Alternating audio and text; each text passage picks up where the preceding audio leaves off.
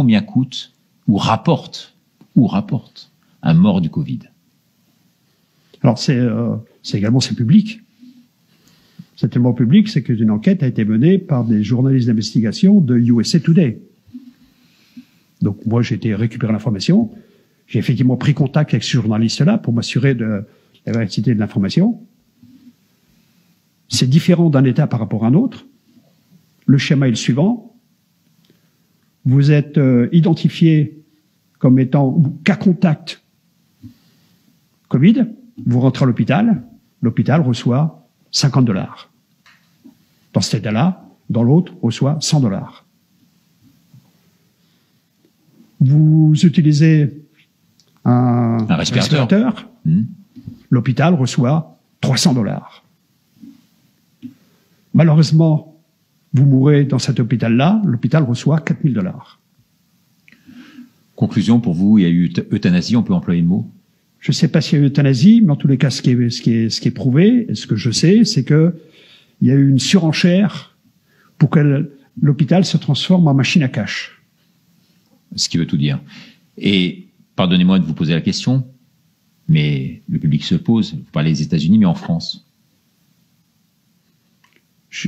Je suis très gêné, Richard, j'irai pour répondre à ça. Je comprends bien, parce qu'il faut savoir que le monsieur que j'ai en face de moi reçoit des menaces en permanence. Et c'est un acte extrêmement courageux, croyez-moi, de venir ici, sur le plateau, nous révéler toutes ces choses aujourd'hui. Donc, je vous en demanderai pas plus, même si, à travers votre réponse, on arrive à détecter quand même un certain nombre de choses. C'est moins qu'on puisse dire.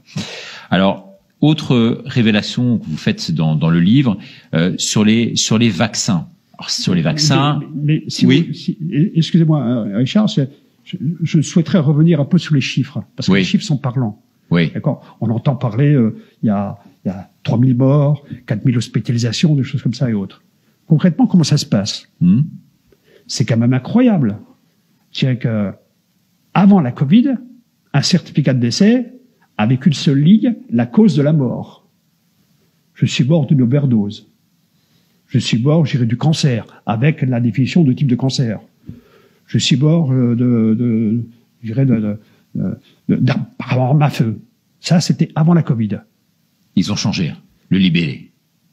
Après la Covid, avec les directives de l'OMS, on a rajouté une ligne. On a dit, t'es mort d'une overdose et tu avais la Covid.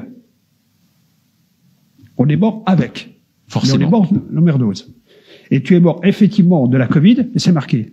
Et la totalité de ces chiffres-là, c'est que vous soyez mort avec d'une overdose, avec la Covid ou pas, c'est totalisé dans le nombre de morts. C'est ça.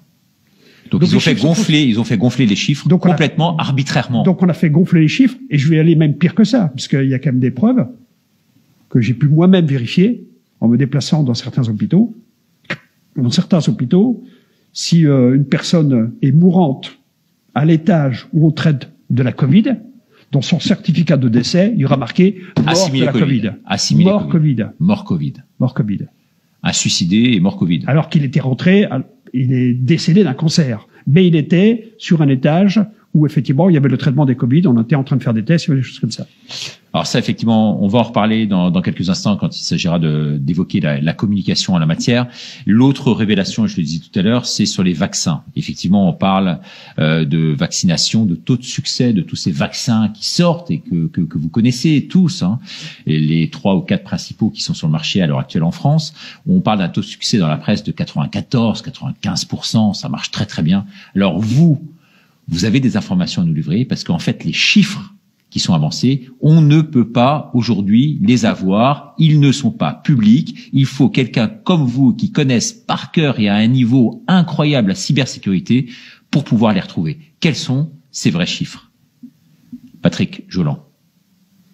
Alors, si on regarde, c'est vrai qu'il y a des messages publicitaires des principaux fabricants de vaccins, pour ne pas les citer, Pfizer, Johnson & Johnson, Moderna, AstraZeneca. Moderna assure 95% de succès de son vaccin. Quelques jours après, il assure 100%.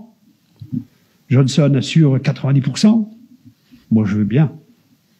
La question que je me pose, c'est d'où viennent ces chiffres? D'où vient ce 90% et basé sur quoi? Ah non, c'est opaque, on peut pas, c'est confidentiel. Ah bon, c'est confidentiel? Mais pourquoi c'est confidentiel? Comment vous avez fait ces 95%? Alors j'ai été un peu gratté. D'accord? Je suis tombé par hasard sur des papiers, d'accord, qui montrent qu'en réalité, l'efficacité est nettement moindre, sans annoncer des chiffres, est nettement moindre que c'est annoncé. Et ce que vous dénoncez également dans le livre, qui est très intéressant puisque vous parlez des vaccins, c'est d'abord les financements assez opaques derrière, parce qu'effectivement, il y a pas mal d'hommes politiques de premier plan qui auraient investi dans ces vaccins-là. Dans toutes les sociétés qui fabriquent des vaccins, sauf le vaccin Sputnik chinois, Sputnik russe. Sputnik russe, je dirais Bill Gates a mis de l'argent. Y compris dans les sociétés chinoises. Y compris dans Sinopharm. Parce qu'il y a 3 vaccins chinois. Il y a 3 vaccins chinois, y compris dans les 3 fabrications chinois. Je dirais que, pour être très très clair, dans la société Moderna, Bill Gates a mis 10 millions de dollars. Ce qu'on peut dire, c'est que Bill Gates, donc ce que vous disiez, a pris une participation donc dans tous ces vaccins, excepté le russe. Excepté le russe. À ma connaissance, j'ai pas d'informations concernant les Russes. Il a mis de l'argent dans la société Moderna, il a mis de l'argent chez Johnson & Johnson, il a mis de l'argent dans AstraZeneca, il a mis de l'argent, je dirais, des dons.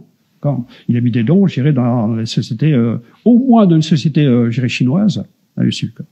Mais quand on revient au vaccin, toutes ces sociétés avaient des casseroles avant celles dont vous parliez, là. Toutes ces sociétés ont des casseroles, sauf Moderna. On parlera de manière particulière sur Moderna.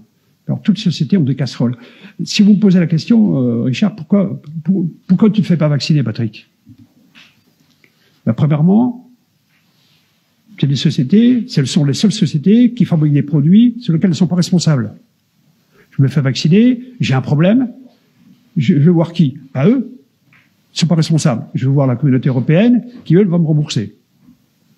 Pourquoi je me fais pas vacciner? Quand je regarde toutes les casseroles qui traînent... Il y a les assurances aussi. Les assurances, elles ne remboursent pas. Et les assurances vont me dire, écoutez, on a du mal à vous faire rembourser sur un vaccin qui est en test. On en parlera, les vaccins sont en test. Phase 2, et pas phase 3. Phase 2, une partie de la phase 2. La phase 2 sous Pfizer se termine en juillet 2021. On n'est pas encore en juillet 2021 qu'à la fin de la phase 2. Mais ça, c'est sur le site internet de la société, je n'invente rien. Et vous parliez de Moderna, là. Alors, au niveau de Moderna, il faut peut-être faire c'est une très belle société. Dirigée par un Français. Dirigée par un Français, qui a fait l'école centrale, je dirais, de Paris. Qui fait partie de la liste des milliardaires. Alors, la société Moderna, d'ailleurs, le nom Moderna vient de quoi? Moderniser, le RNA veut dire moderniser l'ARN. Je veux moderniser l'ARN. D'accord? D'où vient le nom? C'est toujours important de regarder un petit peu l'étymologie des noms. Moderna a été créé en 2010. Il n'avait aucune antériorité dans ce milieu-là. Aucune antériorité, aucun passé, d'accord, dans ce milieu-là. En 2018, ils ont déposé un dossier pour rentrer à la bourse de New York. Quand on rentre à la bourse de New York, il y a le gendarme de la bourse de New York, qui s'appelle la SEC, qui vient analyser le dossier. C'était refusé. Il analyse le dossier, et le rapport, qui est également disponible sur Internet, d'accord, dit, écoutez, le niveau de risque de vos produits est très important, vous n'avez même pas fait d'essai sur les animaux, hein, on ne sait pas ce que ça veut dire, l'ARN, revoyez votre copie. Donc il est en premier refusé. On revient, puis il a accepté. Moi, j'ai pris le dossier qui fait 267 pages en anglais, et le soir, je lisais les pages pour regarder. Et je suis tombé sur une page où Moderna, en 2018, a des partenariats privilégiés avec une société qui s'appelle AstraZeneca. Moi, je dis, mais comment ça, ils travaillent ensemble? Mais ils travaillent ensemble depuis des années, monsieur Joland. Ah bon, mais c'est même noté dans le document officiel, je dirais, de la bourse. A des partenariats avec la DARPA, c'est-à-dire le Centre de recherche militaire américain.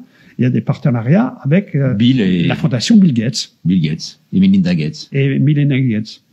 Alors, c'est intéressant comme truc. Quand je me fais vacciner par Moderna, c'est le vaccin AstraZeneca ou c'est quoi les partenariats? Alors évidemment, on est en 2018, on n'est pas en 2019, mais le partenariat existe toujours. Allons un peu plus loin sur la société Moderna. Et au lieu, puisque vous m'avez posé la question sur les vaccins. On est au début 2020. Le 11 janvier, et c'est marqué sur le site de la société, le 11 janvier 2020, sur le cycle de développement du vaccin de la société Moderna, il y a une petite case qui est écrite « Les Chinois nous ont fourni le génome, la séquence génomique de la Covid. Et grâce aux Chinois, on a pu, 3 jours après, créer notre propre génome et 3 mois après, sortir la phase 1 du vaccin. » Ils sont vraiment sympas, les Chinois.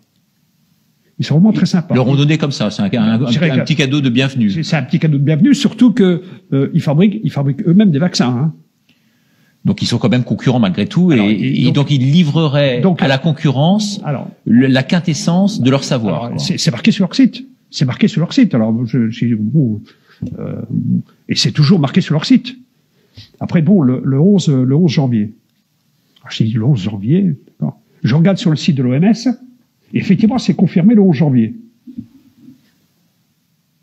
Mais je regarde, mais qui fait le maximum de dons à l'OMS? C'est Bill Gates. 70% du budget de l'OMS est Bill Gates. Mais qui a mis un maximum d'argent dans Moderna? C'est Bill Gates. Donc la date du 11, j'y crois pas. Alors j'y crois pas, et je vais faire un tour sur la Maison Blanche. Et je tombe sur des communications de Mike Pompeo, le secrétaire d'État, qui dit « Les Chinois, on est le 22 avril 2020, les Chinois ne jouent pas le jeu, ils nous ont toujours pas fourni la génome du virus, on ne sait rien faire. » Alors qui croire? Qui croire? Il y en a qui dit « On a la génome, on peut fabriquer, on est le 11 », et il y en a un autre qui s'appelle le secrétaire d'État qui dit « Écoutez, le 22 avril, j'ai rien reçu, et au mois de juillet, j'ai toujours rien reçu. » Alors qui ment dans l'affaire? Qui ment dans l'affaire? Qui ment dans l'affaire? En tous les cas, moi je suis population, donc toute le bricolage, j'allais dire la magouille interne, je ne veux pas en entendre parler. Moi, ce que je veux faire, c'est est-ce que je dois faire confiance à ce type de vaccin-là? Voilà, et c'est pour ça que vous avez écrit ce livre, donc Un monde de menteurs. On nous ment, en gros. On nous ment sur tout. On nous ment sur tout. 80% des informations, et je le redis, qui circulent aujourd'hui sur Internet, des informations dites officielles, sont, selon vous, fausses. Alors, revenons à Bill Gates un court instant, parce que Bill Gates, dans un premier temps, on l'a compris, il aurait investi dans ces sociétés-là, pour les intérêts qui lui incombent. Et puis, parallèlement, il investit énormément, et c'est ça qui est très intéressant, dans la communication. Parce qu'il fallait aussi qu'il maîtrise complètement la communication. On sait qu'il a investi dans le monde, mais pas uniquement dans le monde. Le monde à hauteur en France de 2 millions d'euros, en tout cas entre 1,4 million et 2 millions, mais plus vers 2 millions visiblement. Plus vers 2 millions. Plus vers 2 millions. Et pour le reste, est-ce que vous pouvez nous livrer la liste des journaux dans lesquels il aurait investi? Alors, j'irai question. Bill Gates, je ferai un livre sur Bill Gates. Il est prévu. D'accord. Je me tâte de savoir si je raconte tout. Bill Gates a investi dans tous les laboratoires, que ce soit Merck, que ce soit Novartis, que ce soit, je dirais, AstraZeneca, que ce soit Johnson & Johnson, que ce soit Moderna et autres. Il investit des centaines de millions de dollars. Des centaines de millions de dollars. Bill Gates, pour un certain nombre de raisons, a chapeauté la presse et les médias. Il a fait des dons au Monde, il a fait des dons à Al Jazeera, comme journal, il a fait des dons à la BBC. Al Jazeera. Il a fait des dons à la BBC. D'accord. Il a fait des dons, je dirais, Guardian, je crois. The Guardian, d'accord. Il a fait des dons à l'école de journalisme européenne. Pourquoi? Pour la formation des journalistes de demain. Pourquoi? Comme j'ai l'esprit un peu mal placé, ça dépend comment je me lève, je me suis dit, avec ça, le journal Le Monde n'est pas prêt de faire un mauvais papier sur Bill Gates, quoi. Et puis, il a également investi dans pas mal de journaux d'Europe de l'Est, j'ai vu. Et beaucoup investi dans les journaux d'Europe de l'Est. En tous les cas, écoutez, je pense que, comme disait ma grand-mère, la coupe est pleine, après tout ce que vous venez de nous livrer comme information de toute première importance. On va pas en dire plus, parce que quand même, il faut maintenir le suspense et que les téléspectateurs puissent lire votre livre. En tout cas, on a passé, je crois, plus d'une demi-heure en votre compagnie, ce qui est déjà énorme. Et en tout cas, je vous remercie infiniment d'être venu très courageusement. Et je le dis haut et fort, parce que des gens comme vous, je veux dire, il y en a pas beaucoup qui osent dire tout cela à l'antenne, chez nous et dans les conditions du direct.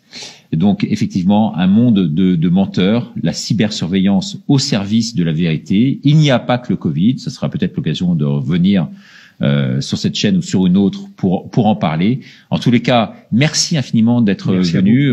Patrick Jolland, merci à vous, téléspectateurs, de nous avoir suivis. Envoyez toutes vos réactions à présent sur le site de François.